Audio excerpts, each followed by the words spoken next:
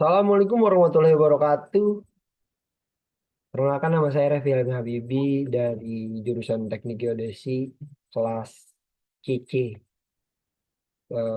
tahun pembelajaran 2024. Saya di sini akan menjelaskan tentang yang namanya AI, terus machine learning dan aplikasi apa aja yang digunakan oleh random forest atau geospasial. Sebentar saya di sini akan memunculkan ini dulu, kita share dulu.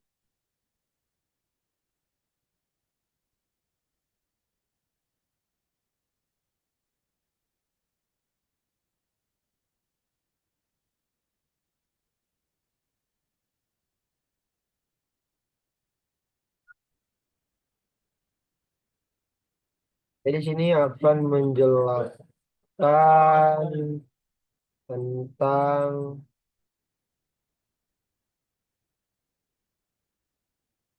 AI. AI adalah simulasi kecerdasan manusia dalam mesin yang diprogram untuk berpikir seperti manusia dan meniru tindakannya. AI dirancang untuk menyelesaikan masalah, belajar dari pengalaman, dan menyesuaikan diri dengan situasi baru dengan tujuan memungkinkan mesin melakukan tugas yang biasanya membutuhkan kecerdasan manusia seperti pengenalan suara, penglihatan komputer, dan pengembalian keputusan. Tujuan pembuatan dan manfaat bagi manusia itu banyak untuk AI. Bisa menciptakan mesin yang mampu meniru kecerdasan manusia. Ini mencakup kemampuan belajar atau berpikir dan mengambil keputusan secara mandiri. Manfaatnya yaitu mampu memproses informasi dan dalam skala yang cukup besar, termasuk menemukan pola atau mengidentifikasi informasi dan memberikan jawaban. Penerapan AI. Penerapan AI pada masyarakat itu bisa dalam kesehatan, retail, manufaktur. Untuk kesehatannya, penerapan AI dalam bidang apa? X-ray, menyusun daftar resep. Kalau retailnya, itu virtual melalui e-commerce menjadi lebih mudah dan praktis. Kalau manufakturnya, AI itu bisa menganalisis data Internet of Things dari pabrik selama proses. Nah, di sini saya menjelaskan lagi tentang ML atau Machine Learning dalam Random Forest. Apa itu Random Forest? Definisinya, Random Forest adalah algoritma machine learning berbasis ensemble learning yang menggunakan banyak pohon keputusan untuk meningkatkan akurasi prediksi. Keunggulan Random Forest, yang pertama itu tahan terhadap overlifting. Kedua, dapat digunakan untuk klasifikasi atau kategori dan regresi. Yang ketiga, cocok untuk data besar dengan banyak variabel.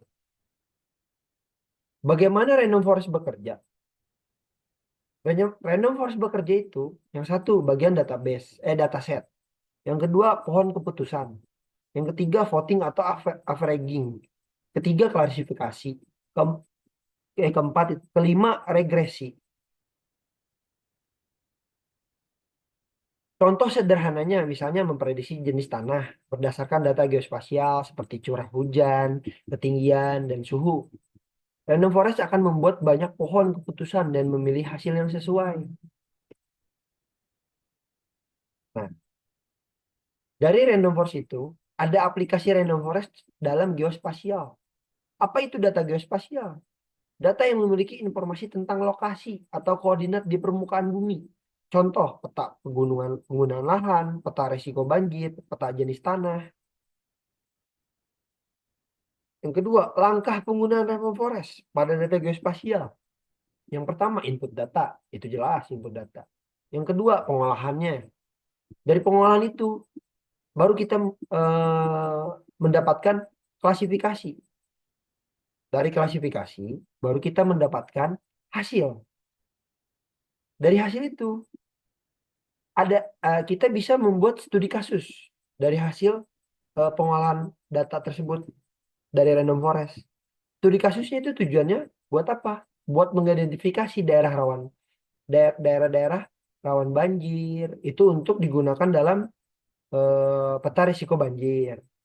Kalau untuk peta jenis tanah itu bisa mengidentifikasi untuk jenis tanah ini untuk tanaman tahunan, tanaman pangan, atau pemukiman, sawah.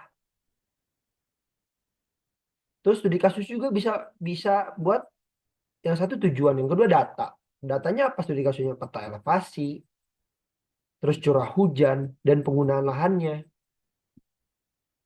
Dari studi kasus itu ada hasil. Hasilnya yang pertama, Mas, gambar peta awal sebelum klasifikasi. Kedua, proses klasifikasi dengan random forest. Ketiga, hasil akhir berupa peta daerah rawan banjir. Itu bagi untuk yang peta resiko banjir. Peta untuk peta jenis tanah, ya berarti berupa data atau apa? Bukan data ya. Jenis tanah tersebut, apakah tanaman pangan, gitu, apakah tanaman tahunan, gitu. Biasanya kita di BPN, saya pribadi kerja di BPN tuh, itu kebanyakannya untuk peta jenis tanah. Kalau peta resiko banjir itu nggak ada di BPN. Dan penggunaan lahan. Masuknya itu tata ruang kalau penggunaan lahan. Tapi kalau peta penggunaan lahan itu terbagi dua sebenarnya dari instansi. Ada di BPN dan ada di satu atap. Kalau di BPN itu yang keluar hanya berupa pertek. Mungkin lebih banyak diaplikasikannya random forest dalam geospasial apalagi dengan kerja saya itu adanya di seksi di penggunaan tanah, bukan di seksi saya sebagai pengukuran dan pemetaan kadastral. Nah, paling itu saja yang bisa saya sampaikan. Kalau ada kurang-kurangnya, mungkin banyak kurang-kurangnya, dimohon maafkan, dimaklumkan. Terima kasih banyak. Assalamualaikum warahmatullahi wabarakatuh.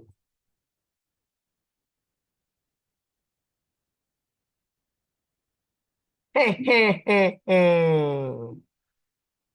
Selesai, teman-teman. Akhirnya.